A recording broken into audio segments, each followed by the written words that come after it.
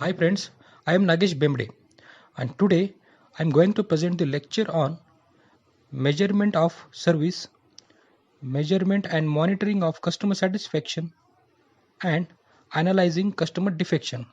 All these topics are belongs to sustaining customer relationships. In last lecture, we have seen role of service in building relationships. It is very difficult to measure the quality of service. In case of product, we can measure verify the quality of product before its consumption. Main difference between product and service is their production. Product produced before consumption and service produced at the time of production. Friends, I already told you the difference between the product and service, and this difference makes them very unique. Service required different strategies and product required different strategies to maintain the customer relationship. Service is produced at the time of consumption, due to which it is very difficult to maintain the quality, and it is very difficult to verify the quality as good as the product's quality that is measured before its consumption.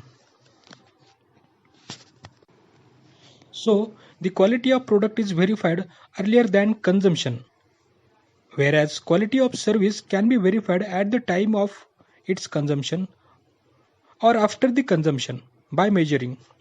Today we are going to see some methods of measuring service.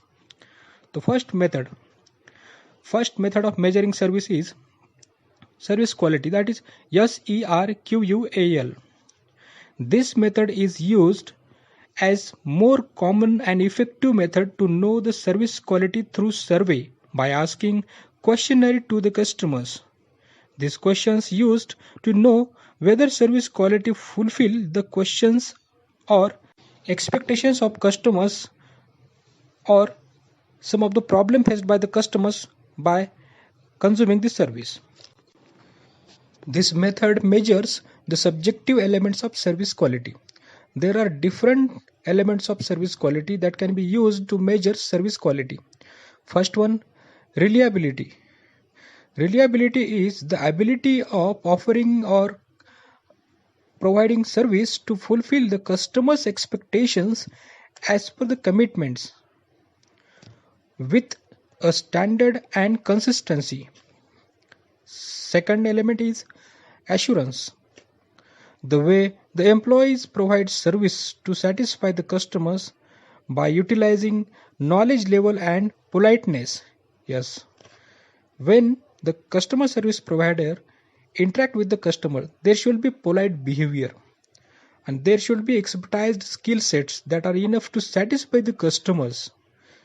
The employees' interactions with customers can create trust and confidence in customers. Third element is tangibles. Tangibles belongs to 3 P's of service marketing, that is people, process and physical environment. It belongs to the appearance of physical facilities such as equipment, employees and communication material, that is website and the like many factors. These factors used to know whether the customer service is as per the expected standard. If service quality delivered properly, it can retain the customers for the longer period of time. If the service quality is not delivered properly, what will happen? The customer will no longer be with that product or brand. They will search for the next alternative. Next element is empathy. It belongs to the way the customer service delivered and the way the interaction made with the customer by the employees or people of an organization. For example, when a customer consumed service provided in hotel, the way the service is provided in hotel or the employees interaction with polite and calm behavior with customer, that has major role in making customers experience more better. While providing this service, if these people does not smile, make eye to eye contact, ask the customers and satisfy their problems and attract their attentions, it is not possible to satisfy the customers. These factors can make customer feel with best experience. Next element is responsiveness. It belongs to willingness to provide service in a way to satisfy customers. That means how much seriously the customer service provider, people or employee of the company are implementing their ways to satisfy the customers. Responsiveness of people or employee of company provide prompt service that can create better image in the mind of the customer. Second method of measurement of service is post-service rating. After delivering service to customers, feedback is taken by asking questions regarding service quality. Rating given by customers will be very useful in deciding and measuring service quality. Third method is follow-up survey. In this method, the customer service measured by asking questions to customers using survey. This may be through an email or using Google Forms. Through this method, customers have more time to give the answers of questions. Fourth method is in-app survey. This method appears more frequently in front of customers when they use application or visit any website. In this method, single question or multiple questions may be asked to customers. In-app survey can be effective methods to measure service quality if questions are relevant. Fifth method is Customer Effort Score, that is CES. This method focuses on a scale of very easy to very difficult. While asking questions to customers, it measures customer experience on scale from very difficult to very easy. This will decide the level of efforts customer take to use product or service or access product or service. Instead of asking whether customer satisfied, it is more effective to ask for easiness of customer's experience. Sixth method is social media monitoring. This method becoming more popular in measuring customer service, specifically those who use social media. Friends, you all aware about the various social media platforms from where the people express their feelings, and these data can be analyzed by a number of organizations to know the consumer behavior, the pattern of people. For many such people or users, social media is served as an outlet or place where they express their feelings, which can be filtered by organization. Using right tools and techniques, this organization can filter this data to know the customer's experiences. Facebook and Twitter are the most obvious choices.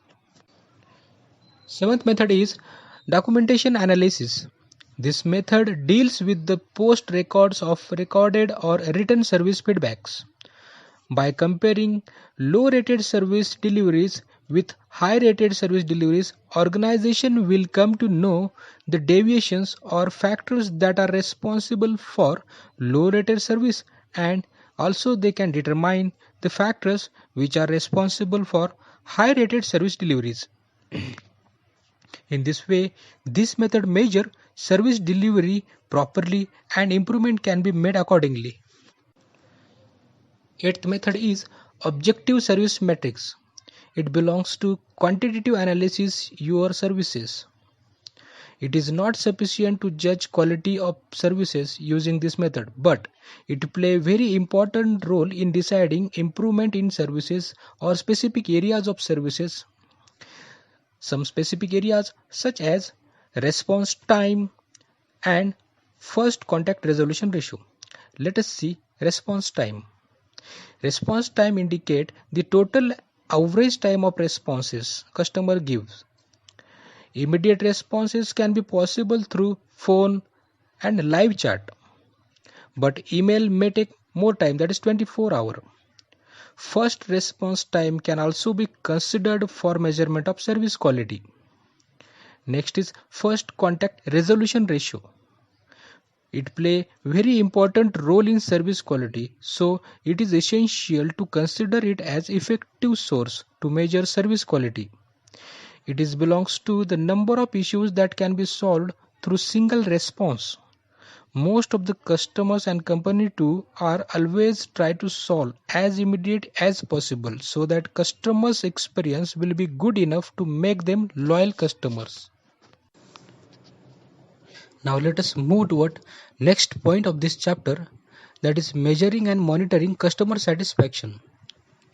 Before going to start different methods, it is essential to know the difference between measuring and monitoring customer satisfaction. Measuring customer satisfaction means quantify the different attributes of services to measure customer satisfaction level. It focuses on single activity, and monitoring customer satisfaction involved in detailed observation of measurements of service over a period of time to know the specific pattern or trend.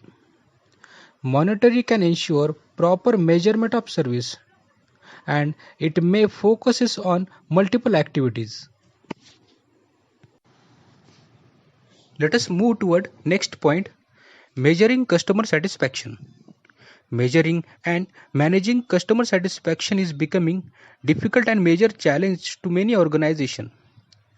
Even though these organizations are implementing many tools and techniques or methods to measure and monitor customer satisfaction, it is becoming very difficult to find out appropriate results from these methods. Some of these methods are or can be classified as direct methods and indirect methods. Let us see direct methods. In direct methods, the organization or customer service provider can interact with customers directly. It may be through getting customer feedback through face-to-face communication or meeting. Next, feedback through complaint, formal and verbal. Next, feedback through survey. In survey, the questions may be asked to the customers. Or the organization can outsource this work to various research agencies which are efficient and specialized. So this can be also direct methods through which the research agencies can directly communicate with the customer. So let us see indirect methods. Indirect method required less cost and less efforts than direct method, because direct method required more pre-compiled preparation to implement. Direct method totally depends upon customers, due to which it is difficult to take correct measures at correct time. Hence, some indirect methods implemented for getting feedback of customer satisfaction. Now let us see which are those indirect methods. First one is customer complaints. In this method, the complaints from customers classified or categorized to know specific area from where the maximum complaints are coming on. On the basis of this information, organization can decide the performance of that specific area is degrading, and if complaints from specific area are less or diminish in specific period of time, that means the organization consider their increase in improvement or performance, and level of customer satisfaction is higher. Second indirect method is customer loyalty. It indicates if customers purchase your product or service again and again for the longer period of time. Next method is key drivers. It belongs to find out which are mostly effective factors that can increase loyal customers. Organization can spend more efforts and money on these factors.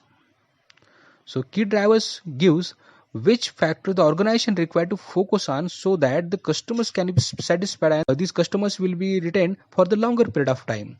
So in this way, the key areas can be focused. Next method is benchmark customer satisfaction. It belongs to comparing your organization vis-a-vis other competitors in terms of customer satisfaction.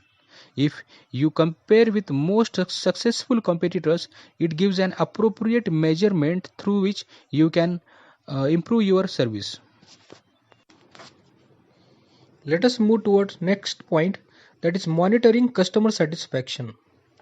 There are some methods used as monitoring customer satisfaction, some of which are openly implemented, such as monitoring of customer complaints, and some are not openly employed, such as observing competition. Let us see some of them. First one is monitoring customer complaints.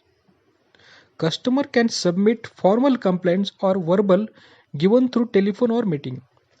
The people or employee of organization who come in contact with customers should have proper method of capturing customer feedback and communicating it reliably to a place for analyzing these recorded feedback. This recorded feedback can be categorized or classified to improve product or service. Second method is repeat orders. By analyzing repeat orders, the company come to know the number of customers who are loyal, or to know the period over which customer connected for the longer period of time. For example, 20% of our customers have been with us for more than 10 years. Next method is monitoring competition. Monitoring competition is an indicator that shows whether your company is standing in the crowded market, standing in competition, and now whether the customer's movement is to and from your competitors. It might possible that your customer can move to other competitors due to poor service quality, or it may also possible that customer of your competitor can come to your company or product due to many possibilities. It may be due to good service quality, or it may be due to referrals by previous customers. When new customer comes to your product or service, it is essential to know from which source new customers comes. It might possible that the new customers comes from the referrals, the previous customers referred this brand, or it might possible that your service quality is better than the competitor's service quality. Let us see next point, analyzing customer defections. It shows the loss of customers to a competitor. Customers may go to other alternative product or service due to dissatisfied customer service, or it may be due to better service provided by other competitors. Many reasons are there due to which customer can prefer to choose alternative product or service. Some of these reasons are: first one, poor customer service. If service quality is not good, customers leave the brand. Second reason, changing trends. It belongs to the pattern of change in customers' behavior, their want or expectation that make them customers of other brands. Third reason is better customer service provided by other brands. It may be possible that other competitors can provide better quality which can attract the customers.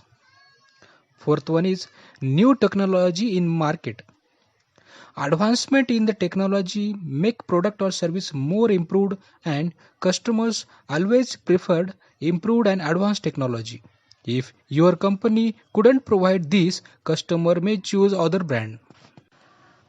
For example, once upon the time, Nokia was leader in the market. Friends, you all aware about this. When mobile phone launched in the market, Nokia was leader. But as soon as when touchscreen technology launched in the market, many other competitors launched mobile phone with this touchscreen technology, and the Nokia's market has lost. So in this way, advancement in the technology can be the reason due to which customers prefer other brand. Next reason is decline in brand value. Brand value is the financial amount your brand is worth. To increase the sale, the company provide discounts on brand too often, due to which its brand image can be reduced. And reduced brand image can responsible to reduce brand value. And the last reason and very common reason is price. It is very common factor, and it can be explained by law of demand, which indicate if competitors sell service or product at less price, due to which customers may prefer low cost service or product. Let us see what are the exact methods or ways to analyze and control customer defections. The first one is determine average retention rate. Customer retention rate is the ability of the company to retain its customer over a period of time. It is the percentage that measures how many customers a company keeps at the end of a set time period. The formula for retention rate is customers at the end of the period minus customers acquired during period, and this whole is divided by customers at start period, which will be multiplied by 100. Then we will get the retention rate. Yes, percentage retention rate. For example, when a company lost 2 customers and initially the company had 40 customers, and after acquiring 10 new customers, the retention rate will be calculated as 48 minus 10 divided by 40. 48 is the customers at the end of the period. 10 is the newly acquired customers. When these newly acquired customers are deducted from customers at the end, that is recent number of total customers, then whole divided by the initial number of customers, then we will get the percentage retention rate. Let us see another method of analyzing customer defections. Cost of retention versus defection. The cost of retain the customers or bring back leaved customers may vary, and which depends upon amount of cost required. For example, if the customer is dissatisfied with the customer service, then obviously the customer leave current brand. And to retain such customers, the organization can improve service by providing training to their employees who are involved in providing service. It requires less cost so that it can be possible to implement easily. But if customer is dissatisfied by product design, then it required more cost to change or improve and more time to improve the product design. So it is difficult, and due to which organization may avoid to implement. Thus, it is essential to determine whether which measures need to be implemented and which need to be postponed on the basis of cost.